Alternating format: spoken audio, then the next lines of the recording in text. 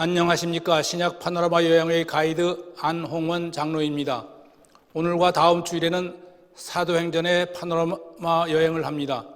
사도행전의 파노라마 여행은 예루살렘, 유대, 사마리아 그리고 소아시아, 마게도냐, 헬라, 로마를 여행하는 긴 여행입니다. 오늘은 예루살렘, 유대, 사마리아를 중심으로 교회의 확립과 확산의 파노라마를 여행합니다. 지금까지 우리는 고속버스를 타고 사복음서의 사역지를 여행했습니다. 이제 계속 고속버스에 몸을 담고 사도행전의 사역지로 여행을 계속해 보겠습니다. 다음 주일에는 오늘 여행을 마치지 못한 사도행전의 사역지와 오후에는 잠시 도서관에 들려 바울 서신과 일반 서신을 살펴보도록 하겠습니다.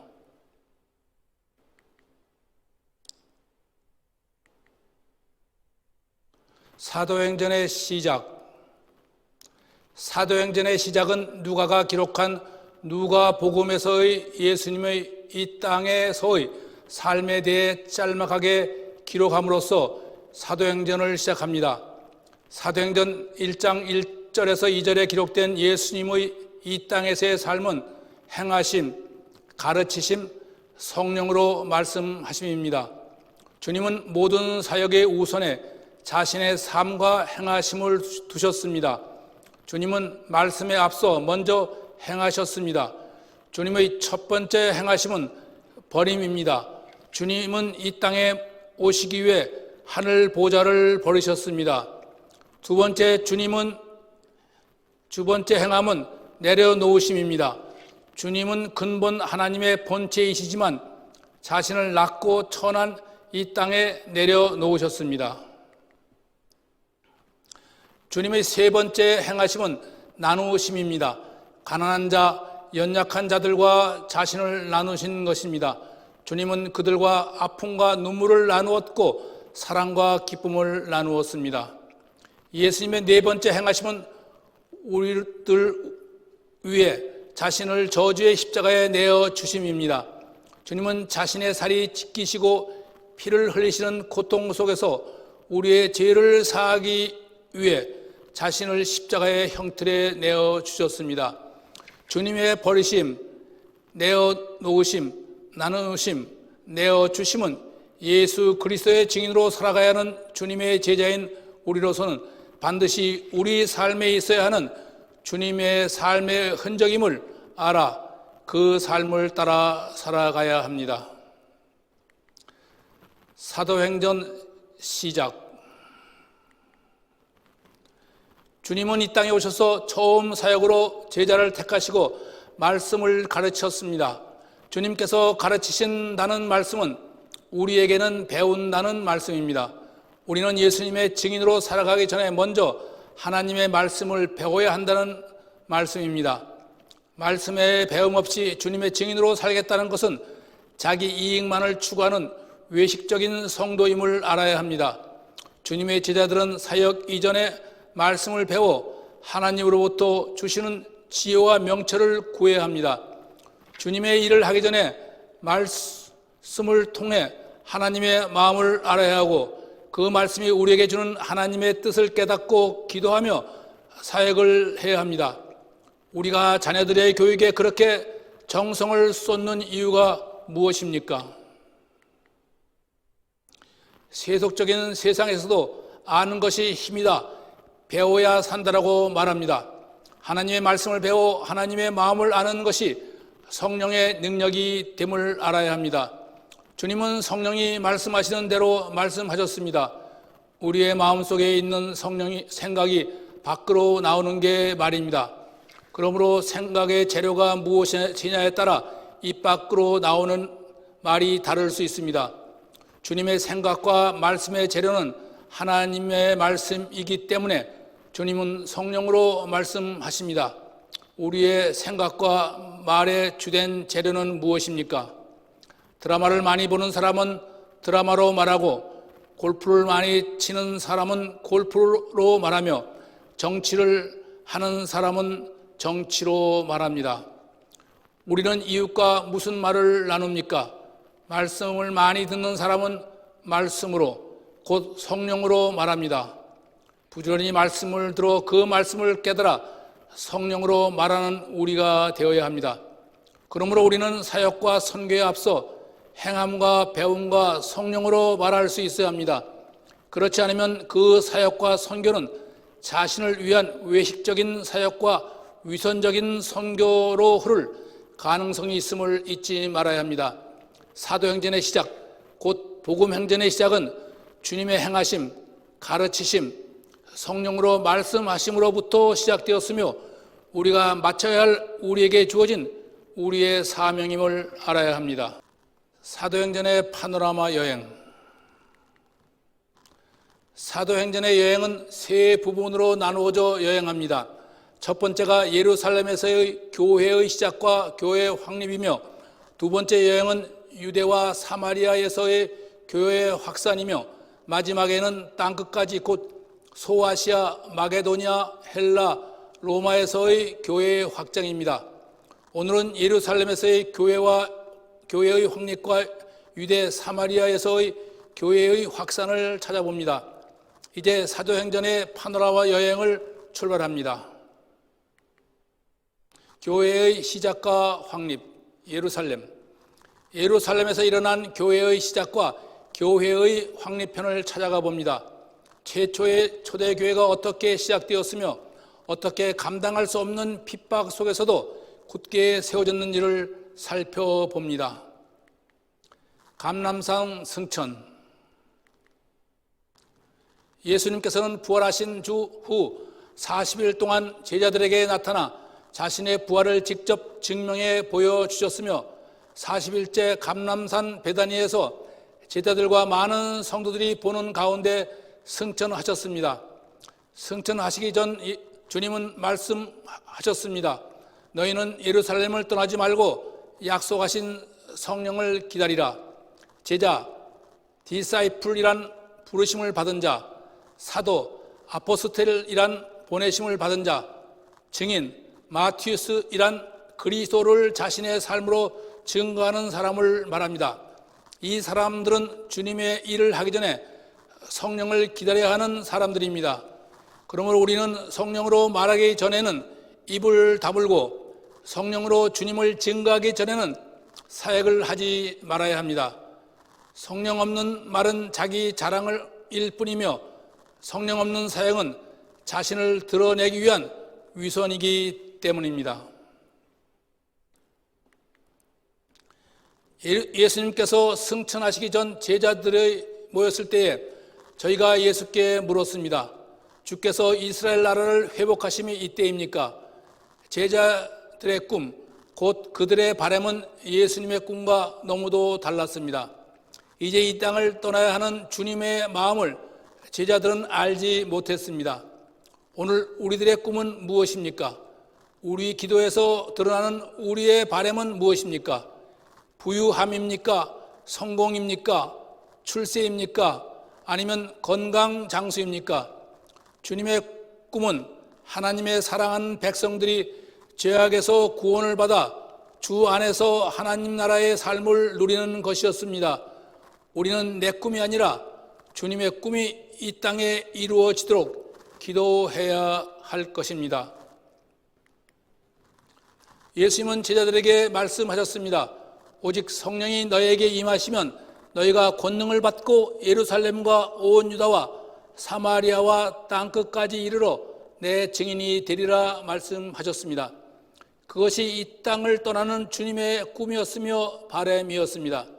권능, 디나미스란 자기 헌신의 능력, 곧 자신을 성령께 맡기는 믿음을 말하며, 증인 마티스란 주님과 항상 대면하는 삶으로 자신의 삶을 통하여 살아계신 주님을 드러내는 자를 말합니다.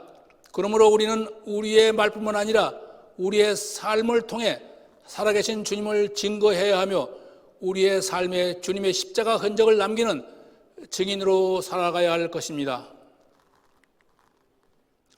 제자들에게 마지막 말씀을 주신 예수님은 그들이 보는 가운데 감람산 베다니에서 하늘로 올라가셨으며 곁에 섰던 흰옷 입은 두 천사가 그들에게 이르되 갈릴리 사람들아 어찌하여 서서 하늘을 쳐다보느냐. 너희 가운데서 하늘로 올라가신 이 예수는 하늘로 가심을 본 그대로 오시리라 하였느니라. 주님의 제자된 우리들은 갈릴리 사람들임을 잊지 마셔야 합니다. 마음이 가난하고 애통하며 의에 줄이고 목마르며 화평케 하며 의를 위하여 박해를 받는 주님의 제자들임을 잊지 말아야 합니다. 주님은 승천하시면서 하늘로 가심을 본 그대로 다시 오시리라 말씀하셨습니다. 그러므로 우리는 자신을 재림의 주라고 말하는 자들의 말에 현혹되지 말아야 합니다.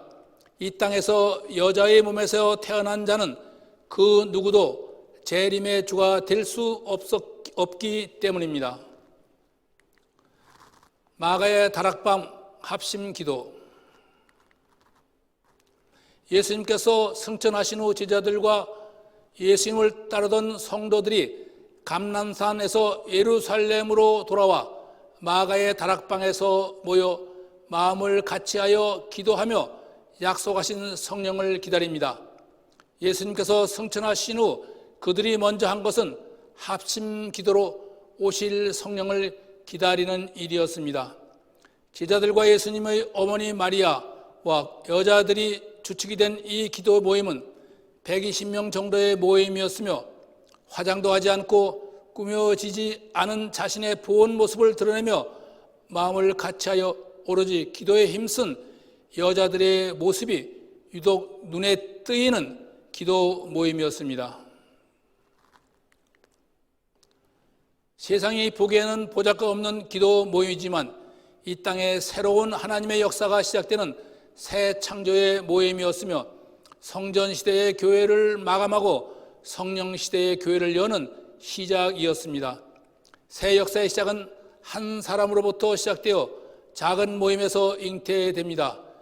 예루살렘 성전이 아닌 보잘것없는 마가의 다락방에서 새 교회는 잉태의 첫 울음을 터뜨린 것입니다. 1985년 5월 뉴저지 파라무스의 벤션 파크 잔디밭의 한 귀퉁이에서 보잘것없는 몇 사람의 성도들이 모인 자리에 주님의 몸된 초대교회가 태어나리라는 것을 아신 분은 오직 주님 한 분뿐이었습니다. 기도하는 중에 제자들과 함께 다니던 사람 중에서 마띠아를 제 곳으로 간 유다를 대신하여 12번째의 제자로 택하셨습니다. 유수도라 하는 요셉을 제치고 마띠아를 택한 것은 마띠아가 요셉보다 연약한 사람이기 때문이라고 생각합니다. 이번 주일에 교회의 장로 피택이 있습니다. 연약한 자를 장로로 피택하는 것이 하나님의 뜻이라 생각합니다. 오순절 성령 강림. 6월절로부터 50일째 되는 오순절 그날 마가의 다락방에 모인 사람들에게 기다리던 성령이 임하셨습니다.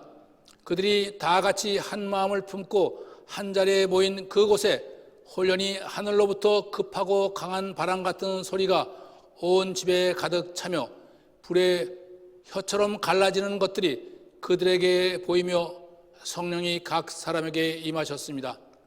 성령이 임하자 그곳에 모인 제자들이 방언 곧 히브리 언어가 아닌 순례자들이 사는 다른 지방의 언어로 말하므로 각처에서 몰려온 순례자들도 그 말하는 것을 알아들을 수 있었습니다.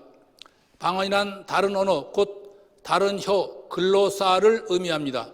다시 말씀드리면 제자들이 주님의 혀로 말을 했다는 의미입니다.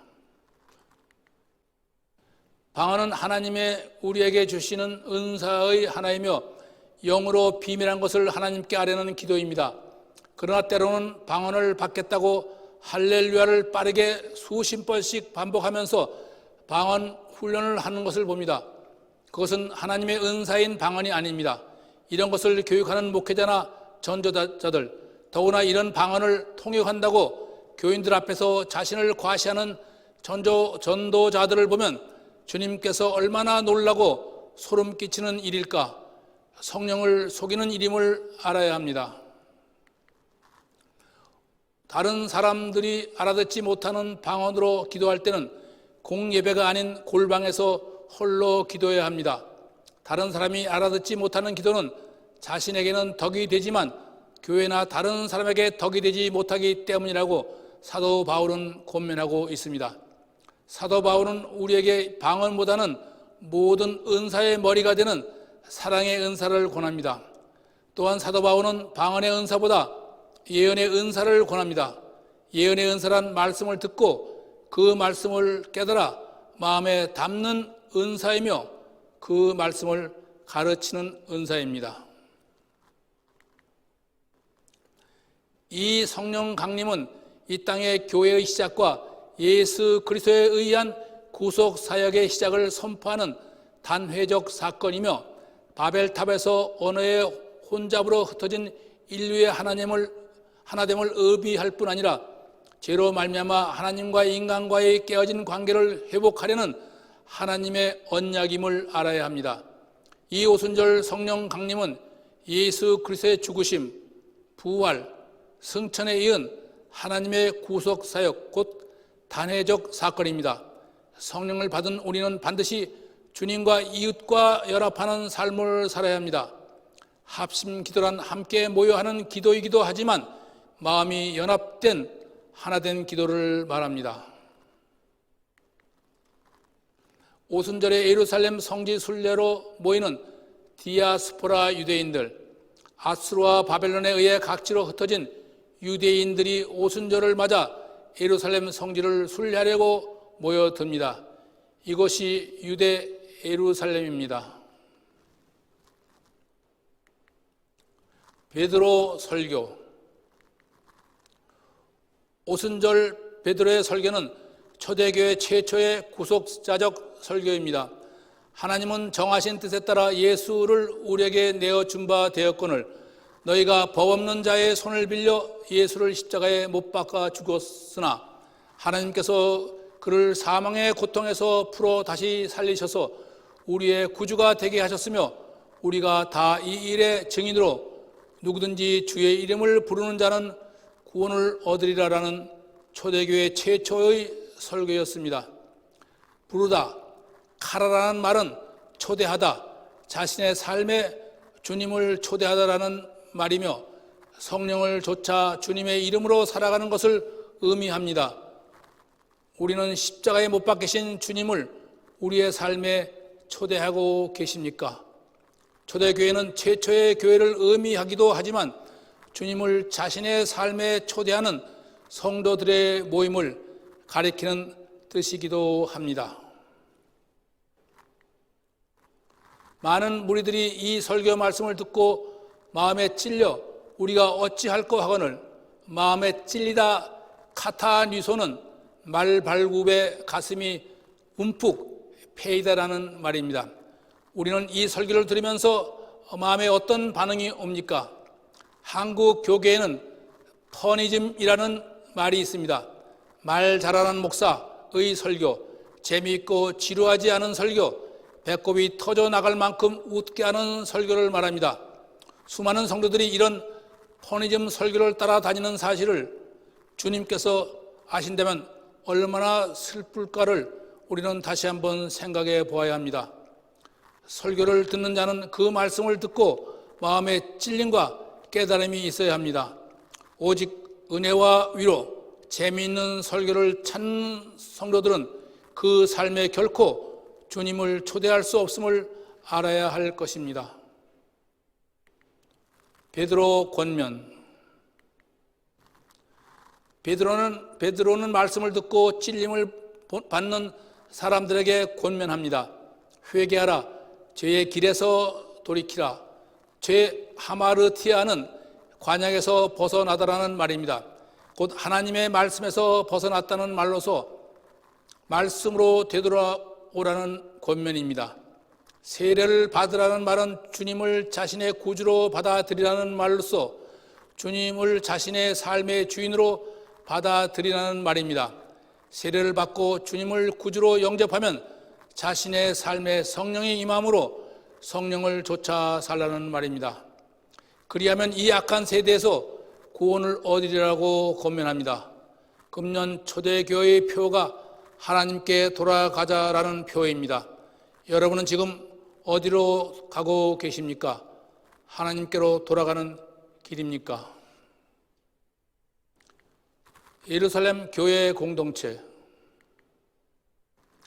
최초의 예루살렘 교회의 특징을 살펴보면 첫째, 성도 간의 나눔의 삶이며 둘째, 성전에 모이기를 힘썼으며 셋째, 날마다 성찬식을 가졌으며 기쁨과 순전한 마음으로 사랑의 식탁을 나누었습니다.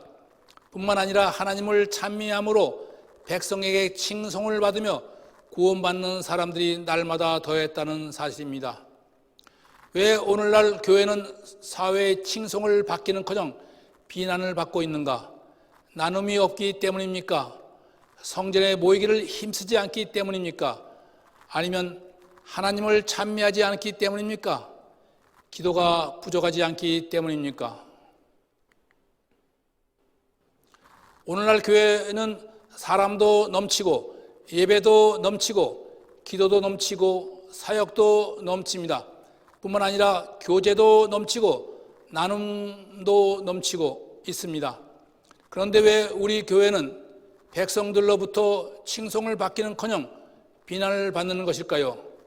매 주일 예배 드리고 기도하는 것을 빼면 세속적인 욕망과 재물에 대한 집착이 백성들과 다를 게 없고 부정하고 불공정, 거짓과 다툼이 사회와 전혀 다를 게 없다는 사실이며 오히려 그 삶이 예배와 기도와는 전혀 상관없는 삶이라는 점 때문이 아닐까요?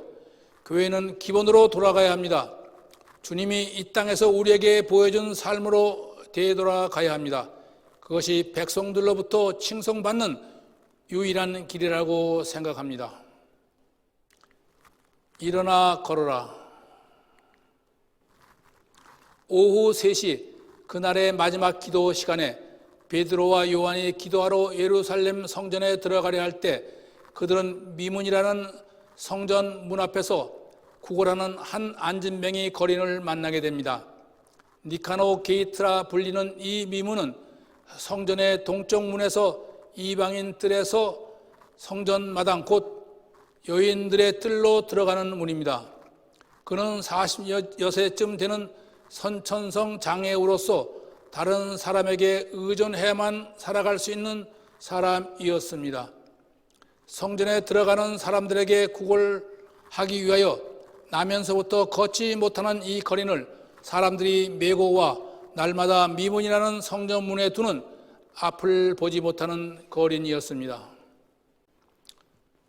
예루살렘 성전의 입구인 미문은 골든 게이트라고 불리우는 황금으로 입힌 문으로 선택받은 민족의 종교적 허영심과 예배를 드리려 성전 안에 들어갈 때의 자부심, 유대인의 외식과 교만이 녹아 만든 문이었습니다. 미문 앞에는 자기 힘으로는 움직일 수 없는 안진뱅이 거린이 앉아 예배자들에게 구걸을 하고 있었습니다.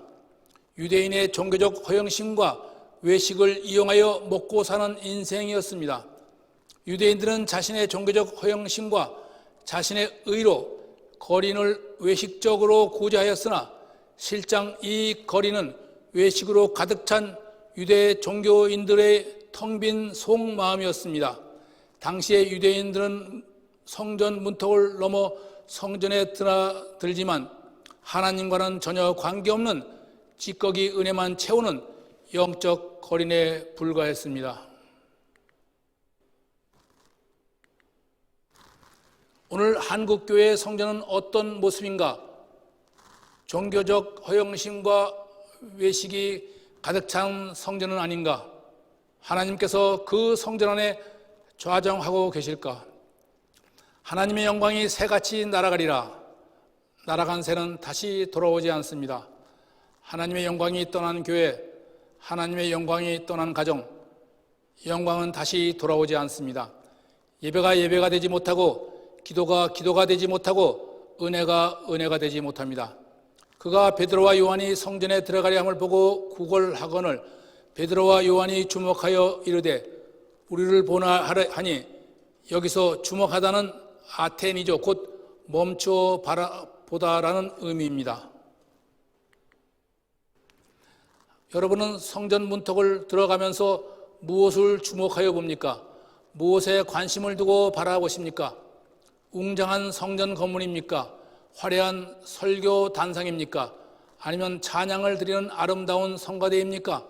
아니면 한 주일 동안 보지 못한 친구입니까? 우리는 성전 문턱을 넘어서기 전에 먼저 멈추어 서서 십자가의 주님을 바라보아야 합니다. 그리고 주님이 무엇을 바라보시는지 알아야 합니다. 그리고 우리도 주님이 바라보시는 것을 바라보아야 합니다. 그렇지 않으면 우리의 예배는 주님을 만나지 못하고 성전 문턱만 밟고 돌아서는 자신만의 예배가 될 뿐입니다. 일어나 걸으라. 우리는 하나님의 성전의 문턱을 넘기 전에 우리의 생각과 욕망을 멈춰야 합니다. 그렇지 않으면 주님의 눈이 머무는 그곳이 어디인지 볼 수 없습니다. 그가 무엇을 얻을까 하여 바라보고를 여기서의 바라보다는 에페코로서 시선을 집중하여 보다라는 의미입니다. 베드로가 이르되 은과 금은 내게 없거니와 내게 있는 이것을 내게 주노니 나사렛 예수 그리스도의 이름으로 일어나 걸으라. 은과 금은 허영심과 교만, 외식과 위선, 형식적 종교로 타락한 당시의 예루살렘 성전을 비유함이며 이것이란 우리의 죄를 속죄하신 예수 그리스도를 말함입니다. 은과 금은 넘치지만 예수님이 계시지 않는 성전, 우리는 무엇을 가지고 계십니까? 우리가 이웃에게 줄 수 있는 것은 무엇입니까? 오늘의 한국교회는 은과 금은 가득 넘칩니다. 그러나 예수 그리스도의 능력이 보이지 않는 것은 참으로 안타까운 일입니다. 예수 그리스도의 이름은 예수님 자신 곧 복음의 본질을 의미합니다. 본질이 변질된 복음은 그 능력을 상실하게 되어 있습니다. 무리들로 넘치는 교회, 은과 금으로 넘치는 교회, 자기 의로 가득 찬 교회에는 주님이 계시지 않음을 아셔야 합니다.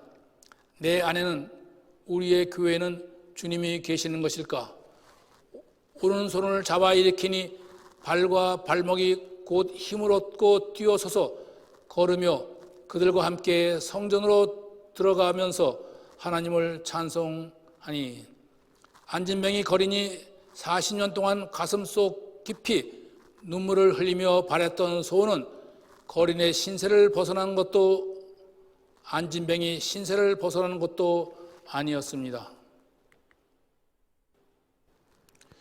40년 동안 성전 문에 앉아 있었지만 성전은 자신과는 전혀 관계없는 그림의 떡이었습니다. 성전 문턱을 한 번이라도 넘어서 하나님의 제단에 자신을 드리는 일이 소원이었습니다. 주님께서 초대교회에 최초의 이적을 보여주신 것은 우리가 성전 문턱을 드나들기 전에 무엇을 먼저 보아야 하며 무엇을 먼저 하여야 하는가를 알려주기 위함입니다. 오늘 우리에게 있는 것은 무엇인가? 오늘의 교회들의 문제는 은과 금의 능력은 있지만 예수 그리스도의 이름의 능력이 없다는 것입니다. 그 안진뱅이 거리는 주님이 내민 손을 붙들었습니다.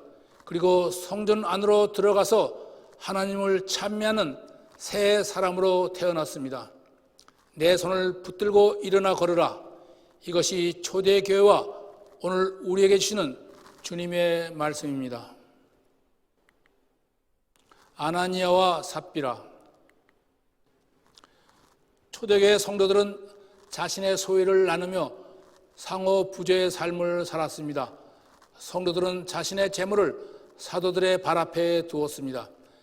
세속적인 물질의 바른 자리는 인간의 발치, 곧 발 옆이어야 합니다. 물질을 머리 위에 두고 사는 사람은 물질의 노예일 수밖에 없으며 그 신앙은 참되기보다 종교적일 수밖에 없습니다. 종교적 신앙이라 함은 믿음의 출발점이 자기 자신으로 시작, 자기 자신을 거쳐 자기 자신에게 돌아가는 신앙이며 종교심이 깊어지면 인간의 의가 자랑거리가 되며 교만과 위선이 넘치게 됩니다.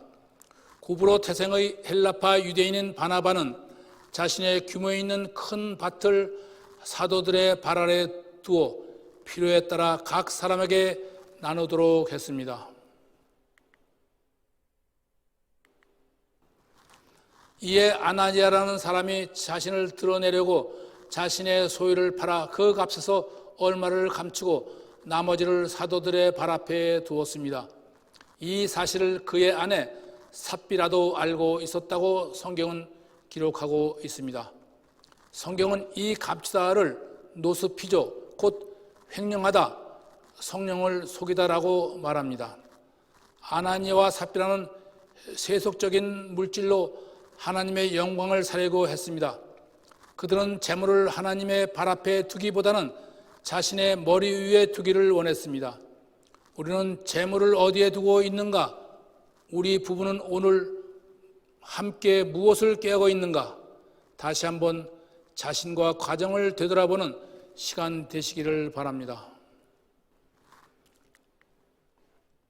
베드로가 아나니아를 향해 말하기를 어찌하여 사탄이 네 마음에 가득하여 성령을 속이고 땅값 얼마를 감췄느냐? 아나니아가 이 말을 듣고 엎드려져 혼인 떠나니 젊은 사람들이 일어나 시신을 싸서 메고 나가 장사하니라.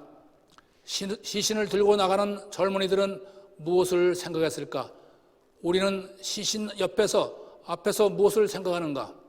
이 사건은 새로 세워지는 초대교회의 시작에 앞서 사탄의 역사인 자기를 드러내고자 하는 외식과 교만의 척결, 가정과 교회 내의 부정직함의 척결, 시기와 질투, 위선과 교만으로 하는 사역의 위험성을 미리 제거하고자 하는 하나님의 징계인 것입니다.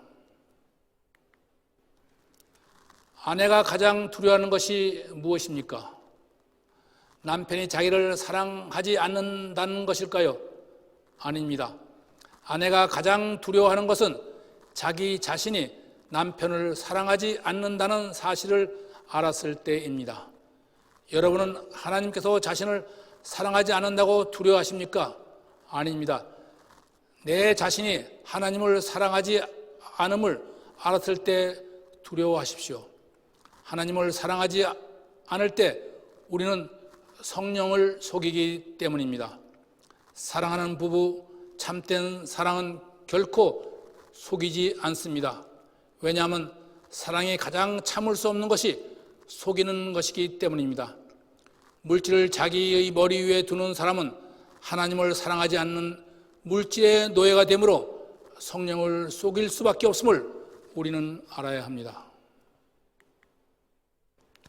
프랑스 파리의 개선문을 지나면 앵발리드 군사박물관을 만나게 됩니다.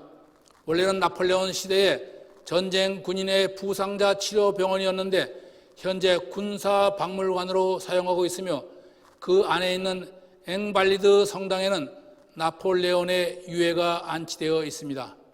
앵발리드란 영어로 invalid, 곧 가치가 없는, 무효라는 의미입니다.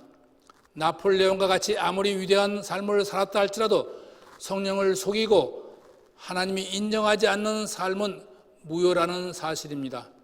재물과 권력을 자신의 머리 위에 두고 사는 사람의 삶을 하나님은 무효라고 말씀하심을 우리는 알아야 합니다. 지금까지의 우리의 삶은 유효입니까? 아니면 무효입니까? 핍박받는 예루살렘 교회.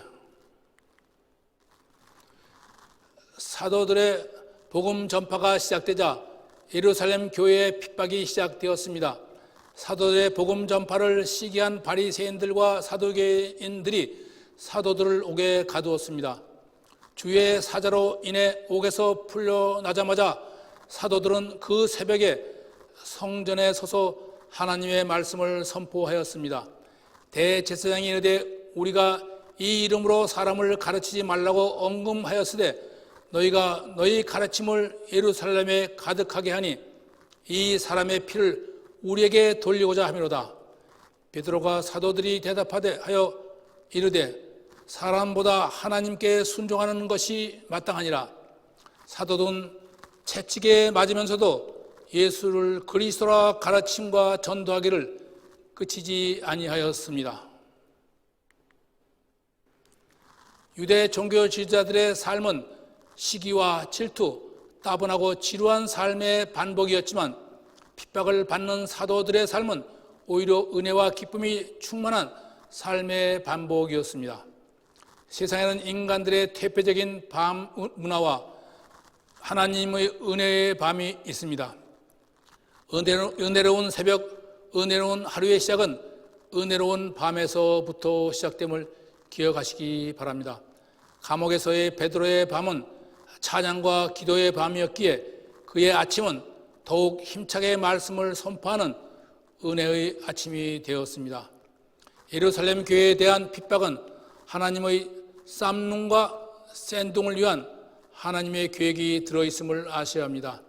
쌈눈은 모이는 교회를, 샌둥은 흩어지는 교회를 말하며 주 안에서 모인 성도들은 주님의 지상명령에 따라 땅끝까지 흩어져야 함을 말씀하시는 하나님이십니다.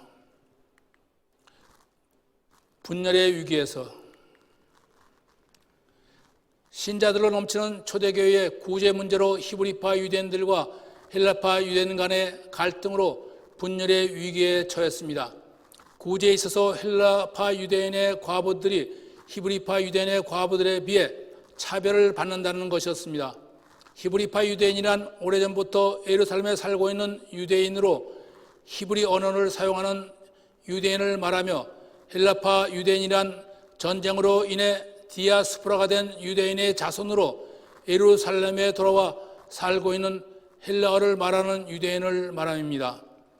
그들은 그들 사이의 언어와 역사, 풍습과 정치성이 다른 이질적인 문제점으로 인한 의사소통의 문제와 소외감에 대한 문제가 있었음을 간과했던 것입니다.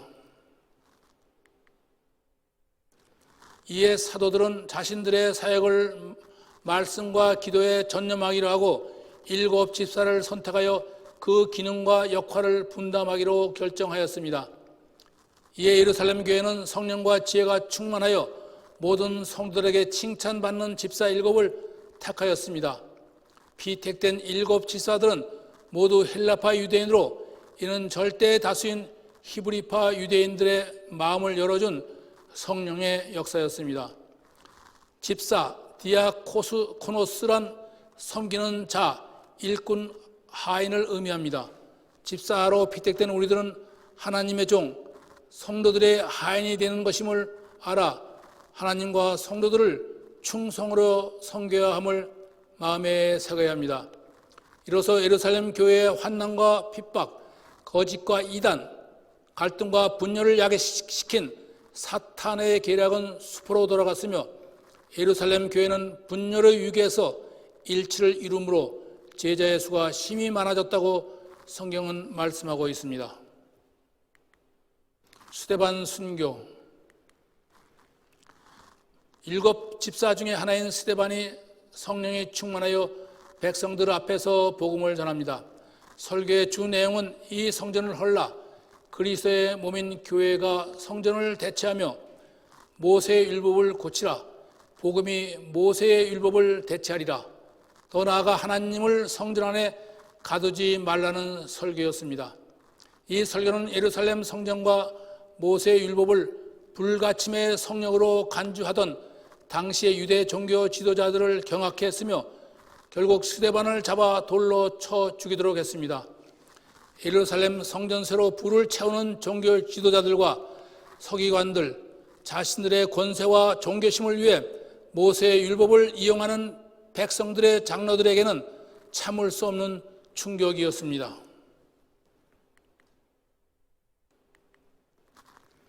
스데반의 이 설교는 성전의 제사만으로는 우리가 구원받을 수 없으며 율법이 아닌 오직 예수 그리스도를 믿음으로 말미암아 구원을 얻는다는 복음의 진리를 담대히 전하는 것입니다.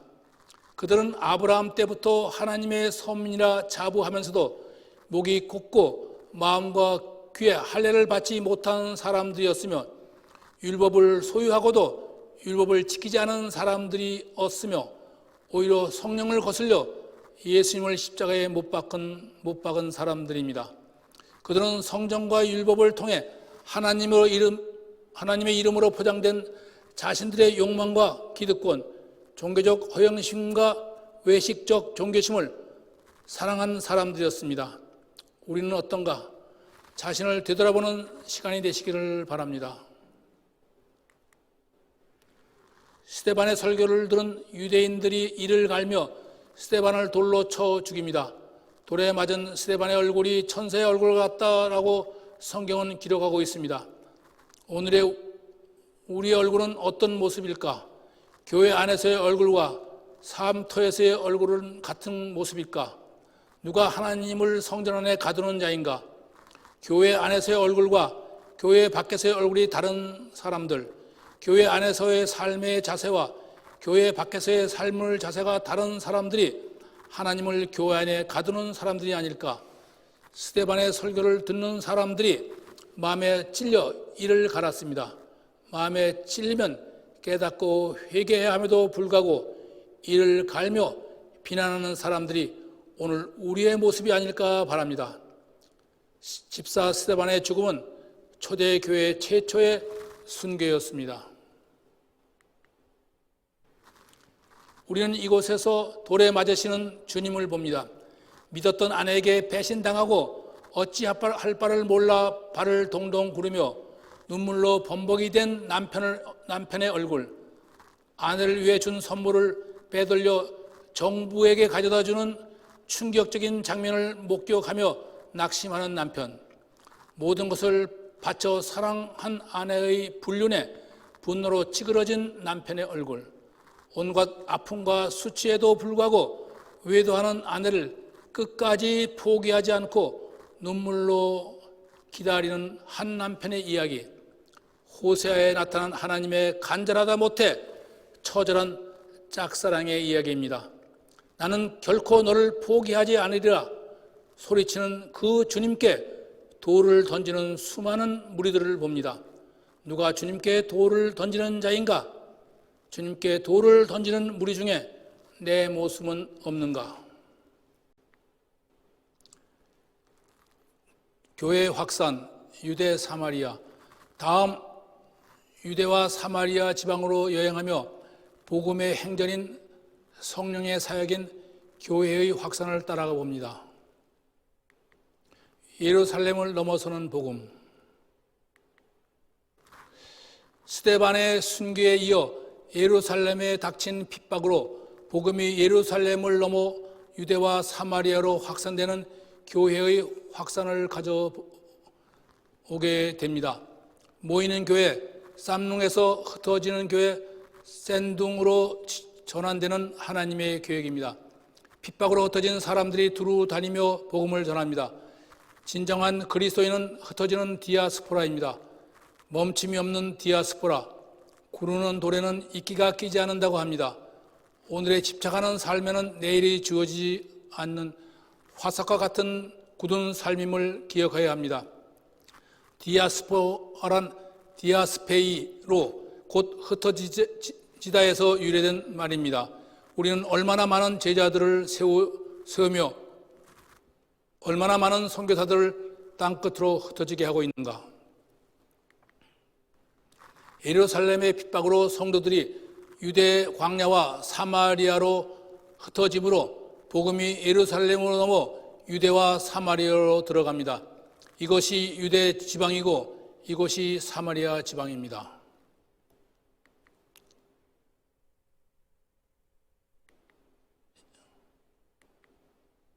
빌립 사마리아 전도. 7 집사 중에 하나인 빌립이 사마리아에 내려가 사마리안들에게 복음을 전합니다. 예루살렘 성전에 갇혔던 하나님께서 예루살렘을 나와 사마리아 성에 들어가셨습니다. 왜 하필 나에게 사마리아인인가? 유대인과 사마리아인의 반목이 극심한 때라 비난은 물론 목숨까지 위험한 사마리아로 왜 나를 보내신 것일까? 그것은 하나님의 보이지 않는 대책입니다. 남들이 가기 싫어하는 오지로 파송된 선교사들은 그것이 하나님의 대책임을 알아야 합니다. 우리의 사역은 하나님의 대책인가? 아니면 나 자신의 대책인가? 사마리아의 복음 전파로 예루살렘과 사마리아의 갈등과 미움은 화평과 기쁨으로 변하였습니다. 복음을 받은 우리는 이웃과 갈등과 미움을 버리고 화평을 이루고 있는가? 우리의 가정에는 화평과 기쁨이 넘치고 있는가? 다시 한번 돌아보는 시간 되시기를 바랍니다. 전도자이며 집사인 빌립의 전도 순방길입니다. 사마리아에서 전도하던 빌립에게 예루살렘에서 남쪽 가사로 가는 광야 길까지 가보라는 주의 사자의 말을 따라 가사로 내려가던 중 길에서 예루살렘에서 예배를 마치고 돌아가는 에티오피아 여왕 간닥의 국고를 맡고 있는 내시를 만나게 됩니다. 수레 위에서 선지자 이사야의 글을 읽는 그에게 말씀을 들어 깨닫게 한 후에 그를 물가로 인도하여 세례를 베풀어 줍니다. 이방인에게 처음으로 복음이 전파되고 세례를 줌으로써 수백 년 동안 내려오던 이방인에 대한 유대인들의 거부감이 사라지고 이방인에 대한 복음 전도의 길이 열리기 시작했습니다. 광야 디저트랜드는 버려진 땅입니다. 그러나 광야 미드바르는 다바르 곧 말씀과 드비르 곧 지성소의 합성어입니다. 곧 광야란 하나님을 은밀히 만나는 장소이며 하나님의 세미한 음성을 들을 수 있는 곳입니다. 광야를 두려워하지 마시고 하나님의 순종학교인 광야로 나가십시오. 광야에서는 우리의 재물, 지식, 명예와 권력이 한 모금의 물만도 못한 아무 소용이 없는 곳이며 오직 하나님께 순종하고 의탁하는 길만이 사는 길임을 우리에게 알려줍니다. 바울 회심. 주님을 만나기 전에 사도 바울의 이름은 사울이었으며 길리기아 지방의 다소에 살던 그는 청혼의 뜻을 품고 예루살렘에 돌아와 랍비 가말리엘의 수제자로서 율법의 열심인 젊은 엘리트였습니다. 그는 대제사장의 공문을 가지고 다메섹의 예수의 제자들을 잡으러 가는 길에 다메섹 도장에서 예수를 만나게 됩니다. 이 만남이 사울이 바울이 되는 시작이었습니다. 다메섹으로 가는 도중 하늘에서 빛과 소리가 나타났습니다. 사울아 어찌하여 네가 나를 박해하느냐? 주여 누구시니이까? 나는 네가 박해하는 예수라. 함께 가던 사람들은 소리 곧 사운드는 들었으나 소리 곧 주님의 보이스는 듣지 못했습니다. 사울이 땅에서 일어나 눈을 떴으나 아무것도 보지 못하고 사람의 손에 이끌려 다메섹으로 들어갔습니다. 주파수가 맞지 않아 주님의 음성을 듣지 못하는 사람들, 눈은 떴으나 보지 못하여 사람의 손에 끌려가는 사울, 태풍에 뿌리채 뽑힌 사울은 사흘 동안 보지 못하고 먹지도 마시지도 아니하는 죽음의 시간을 지나야 했습니다. 주님과의 만남은 자기 부인과 자기 버림을 통한 죽음의 시간을 필요로 합니다. 나는 예수를 핍박한 적이 있는가? 우리는 예수를 만난 적이 있는가? 자기 부인과 자기 버림이 없는 사람은 예수를 만난 적이 없는 사람입니다. 주님께서 제자인 아나니아를 환상 중에 불러 유다의 집에 거하는 사울을 찾아보라. 그가 기도하는 중이라고 말씀하셨습니다. 사울의 기도는 자중심적인 자신을 주님께 붙들어 매고 드리는 자기 부인의 기도였으며 버림을 통해 주 안에서 자신을 새롭게 발견하는 죽음의 시간이었습니다. 주님은 말씀하셨습니다. 이 사람은 내 이름을 이방인과 임금들과 이스라엘 자손들에게 전하기 위하여 택한 나의 그릇이라. 그가 내 이름을 위하여 얼마나 고난을 받아야 할 것을 내가 그에게 보이리라. 그릇의 가치는 누가 그 그릇을 사용하는가, 그 그릇에 무엇이 담기는가에 달려 있습니다. 일회용 그릇도 있고 도예공의 그릇도 있고 왕궁에서 사용하는 그릇도 있습니다. 여러분은 어떤 그릇입니까? 자기 자신만을 위한 그릇입니까? 찬장 속 그릇입니까? 아니면 주님이 쓰시는 그릇입니까?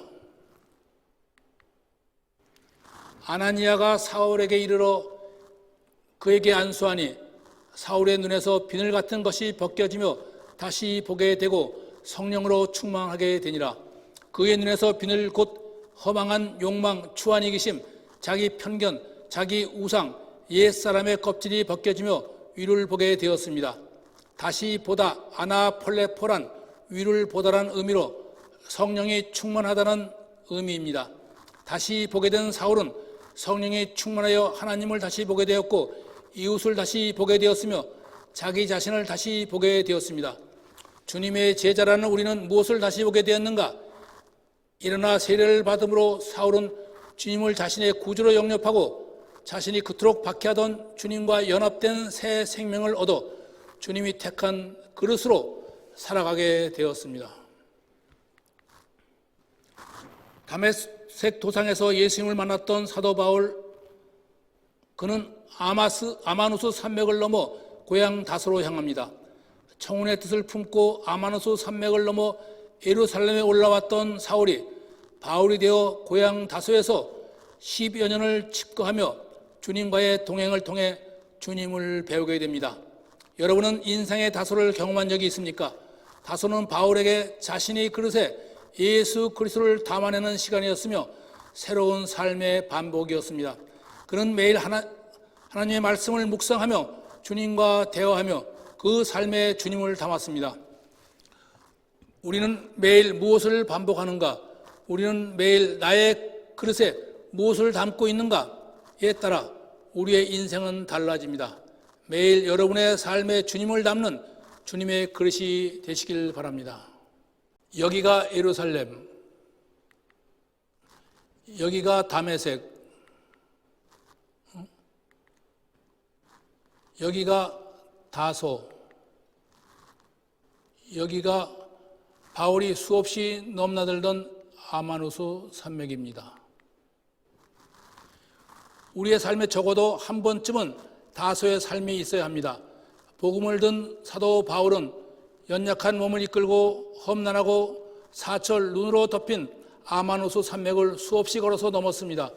주님의 그릇으로 쓰임 받는다는 것은 그렇게 편하고 쉬운 길이 아닙니다. 그 길은 자신의 모든 세속적 바램을 버리고 주님의 바램만을 담아내는 그릇으로 사는 삶이어야 하기 때문입니다.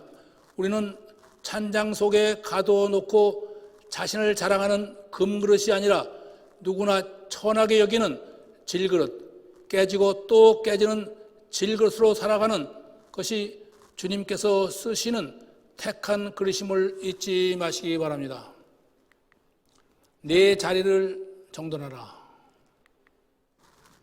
베드로가 유대지방의 성도들을 순방하다 루다에서 8년 된 중풍병자 에니야를 만납니다. 베드로가 이르되 에니야야, 예수 그리스도께서 너를 낫게 하시니 일어나 내 자리를 정돈하라 한데 곧 일어나니라.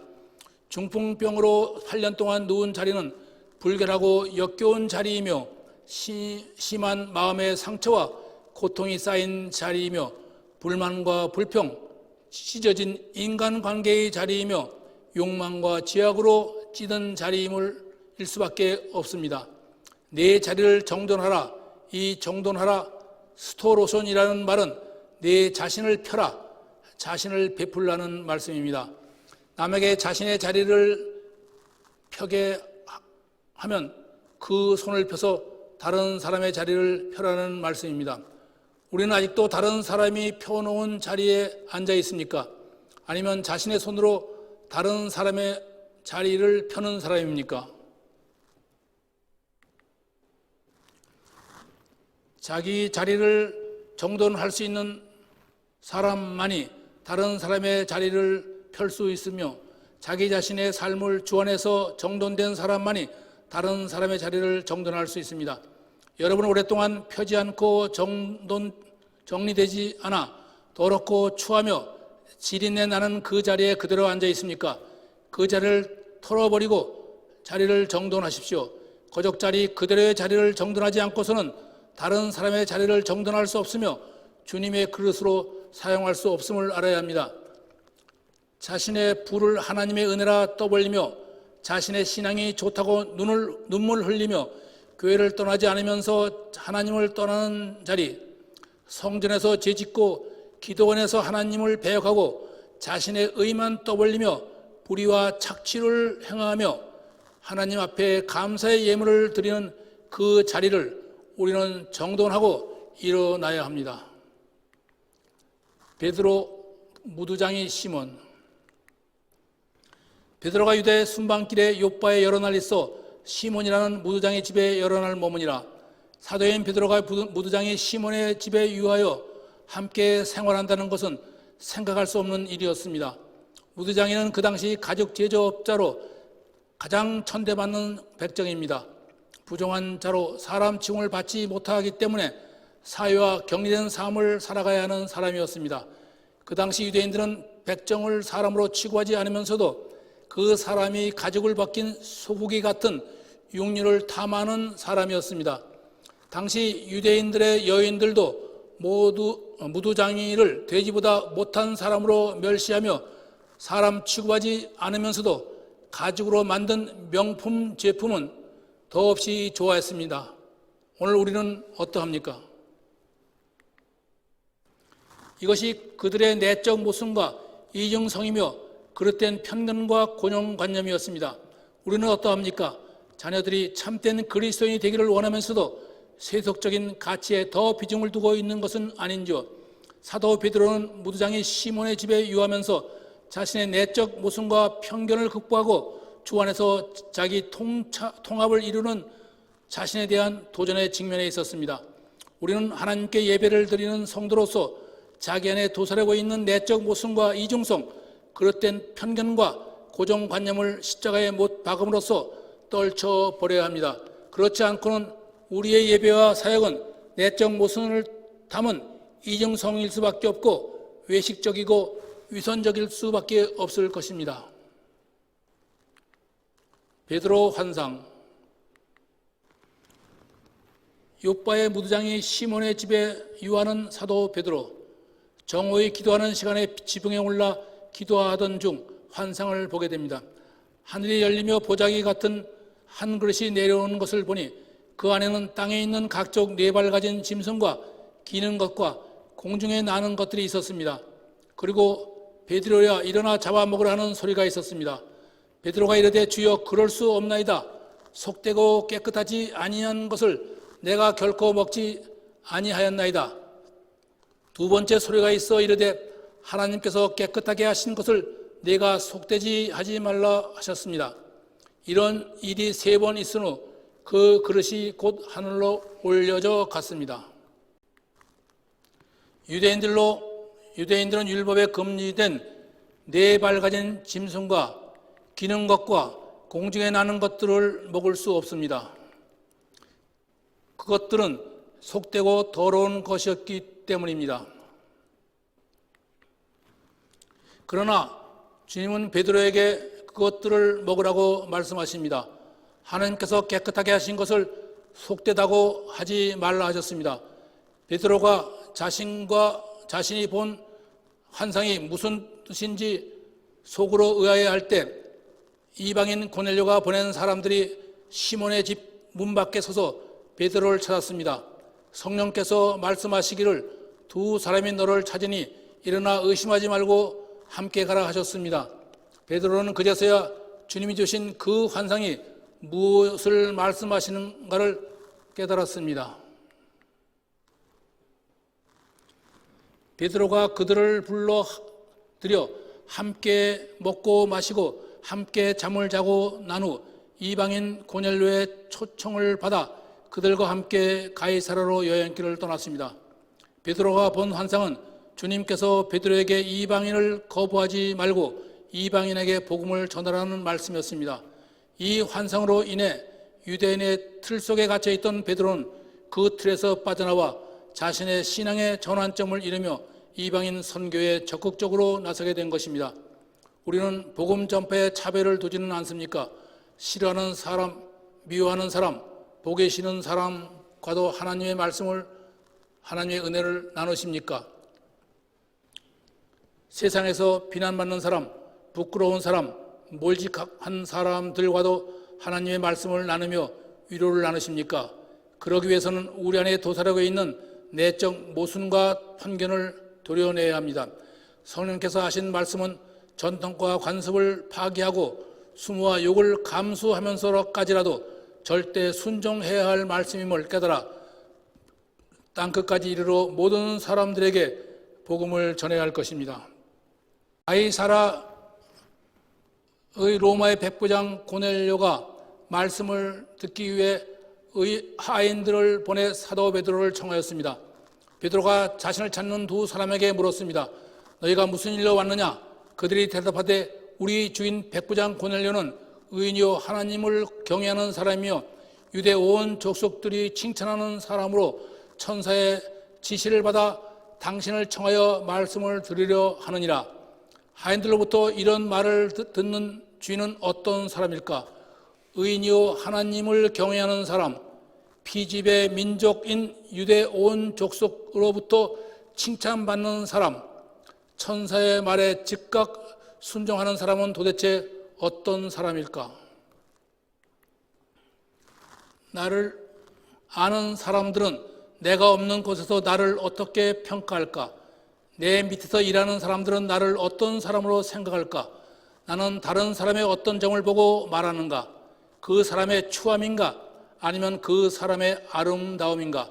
베드로가 그들을 불러들여 함께 유숙하니라. 유숙하다 크세니조는 후하게 대접하다라는 의미입니다. 무디장이 시몬의 집에는 시몬과 그 가족, 할례받지 않은 이방인 하인 두 사람, 함께 온 로마 군인, 그리고 요바에서 베드로와 함께 온 유대인 형제 6이 베드로와 함께 유숙하게 되었습니다. 결코 함께 할 수 없는 사람들이 한 지붕, 한 방, 한 식탁, 한 화장실, 같은 수건을 사용하며 밤을 보냈습니다. 그리고 이튿날 아침 베드로와 유대인 형제 6명이 이방인 하인 두 사람과 로마 군인과 함께 가이사라로 길을 떠났습니다.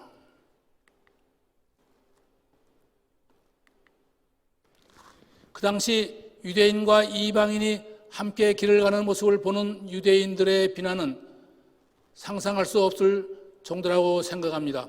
우리가 상상할 수 없는 이 일은 유대인과 이방인을 하나로 묶는 한 성령의 역사로 보편적 교회와 보편적 그리스도인의 시작이었으며 사도 베드로의 마음속에 임재하시는 하나님의 뜻이었습니다. 친척과 가까운 친구들을 모아놓고 베드로를 기다리던 고넬료에게 베드로는 말합니다. 내가 부름을 사양하지 아니하고 왔노라. 무슨 일로 나를 불렀는가? 사양하지 아니하다 아닌 티르레토는 모순 없이 반대 없이란 의미로 유대인과 이방인의 교제가 위법이며 모순이지만 그 모순을 극복하고 유대인들의 비난과 수욕을 사양하지 아니하고 왔노라 하는 의미입니다. 우리는 복음을 전하거나 말씀을 전할 때 우리 안과 우리의 삶의 이중성과 모순이 없어야 합니다. 그렇지 않으면 그 말씀과 복음은 듣는 사람의 마음과 삶에 아무런 의미가 없음을 알아야 합니다. 그러므로 전하는 말씀과 그 사람의 삶이 일치해야 합니다.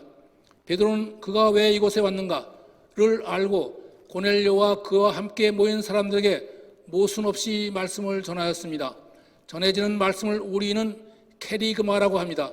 그리고 그 말씀을 듣고 마음속에서 격동하는 말씀을 우리는 레마라고 합니다. 베드로의 설교는 듣는 이의 마음속에 레마가 되어 그들의 속사람과 그들의 삶을 송두리째 뒤집어놓는 성령의 역사를 경험하게 되었습니다. 우리는 말씀을 들으면서 마음속에서 격동하는 성령의 역사 곧 레마를 경험하십니까?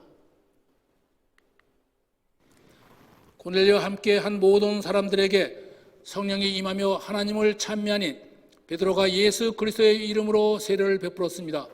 그들은 이방인이었지만 그리스도와 연합된 하나님의 구원받은 백성이 된 것입니다. 고넬료는 베드로에게 마음을 다해 여러 날 유하기를 간청하였습니다. 고넬료의 회심은 초대교회 최초의 이방인의 회심이었으며 복음이 땅끝으로 가는 복음 확장의 새 장이 열리게 된 사건이었습니다. 우리는 이 사건을 통해 자신을 돌아보아야 합니다. 나로 말미암아 그리스도를 구주로 영접한 사람이 있는가? 나로 말미암아 그 삶이 바뀐 사람이 있는가? 내 곁에 오래 머물기를 원하는 사람이 있는가? 우리의 가정에 성령이 함께 하는가를 다시금 되돌아보아야 할 것입니다. 베드로가 환상을 본 욥바와 고넬료가 회심한 가이사라로 가봅니다. 여기가 요나 선지가 다시스로 갈 배를 탔던 욥바이며 여기가 로마 총독이 주재하는 가이사라입니다.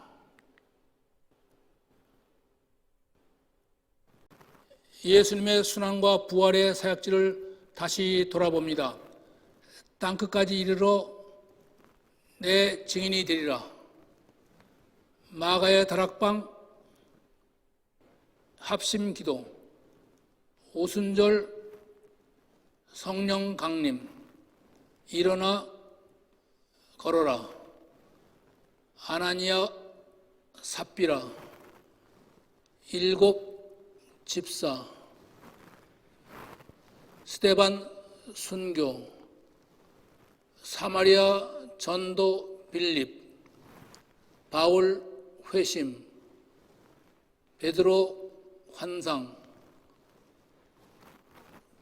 백부장 고넬료 회심. 다음 질문에 답해 보시기 바랍니다. 성령이 강림한 날은 언제인가? 오순절.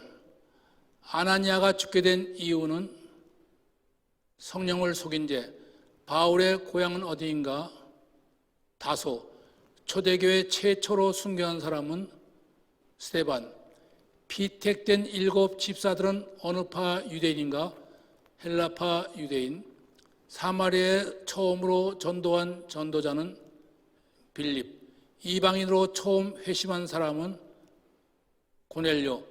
베드로가 치유한 중풍병자는? 에니야. 사울이 예수님을 만난 곳은? 다메섹 도상. 욥바에서 베드로가 유한 집은 무도장이 시몬의 집. 기도하겠습니다. 사랑하는 하나님 아버지, 오늘 복음을 따라 성령의 사역지인 예루살렘과 유대 그리고 사마리아 지방을 돌아보았습니다.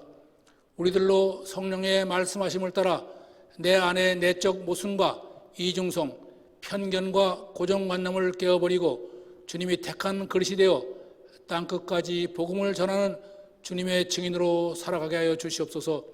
예수님의 이름으로 기도하옵나이다. 아멘. 오늘의 신약 파노라마 여행을 마칩니다. 오늘 강의를 수강하신 성도님들께서는 반드시 출석부에 출석 확인을 해 주시기 바랍니다. 다음 시간에는 사도행전의 파노라마, 교회의 확장편과 서신서를 여행합니다. 다시 만날 때까지 건강하시기 바랍니다. 감사합니다.